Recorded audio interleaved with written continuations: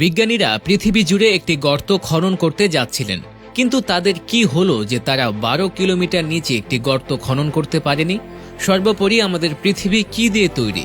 সৌরজগতে আমাদের পৃথিবী কিসের ওপর বিশ্রাম নেয়? পৃথিবীর নিচে কি হতে পারে? মাটির নিচে গেলে আমরা কি দেখব? এই ভিডিওতে সব প্রশ্নের উত্তর জানতে পারবেন। তার আগে কমেন্ট বক্সে জানিয়ে দিন আমাদের ভিডিওটি আপনি কোথা থেকে দেখছেন। আমাদের পৃথিবী আসলে 4টি স্তরে বিভক্ত। প্রথম স্তর হলো ভূত্বক স্তর, যার উপরে আমরা বাস করি।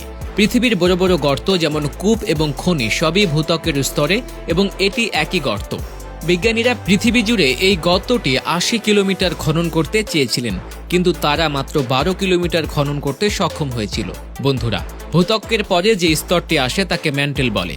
ম্যান্টেল স্তর হলো ক্রাস্ট এবং কোর মধ্যবর্তী স্তর।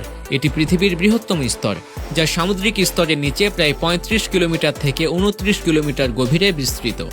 আসুন আমরা আপনাকে বলি যে এই স্তরটির পৃথিবীর চৌম্বকীয় শক্তি, টেকটনিক প্লেট এবং আগ্নেয়গিরির কার্যকলাপে বিশাল অবদান রয়েছে।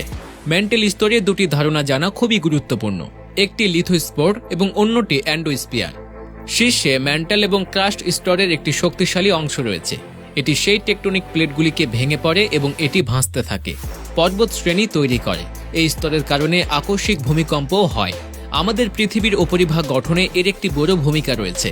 অ্যান্ডোস্ফিয়ার সম্পর্কে কথা বললে, এটি লিথোস্ফিয়ারের নিচে ম্যান্টেল একটি আংশিক গলিত নমনীয় এলাকা, যা গরম ও আধা জ্বালানিযুক্ত শিলা দিয়ে তৈরি।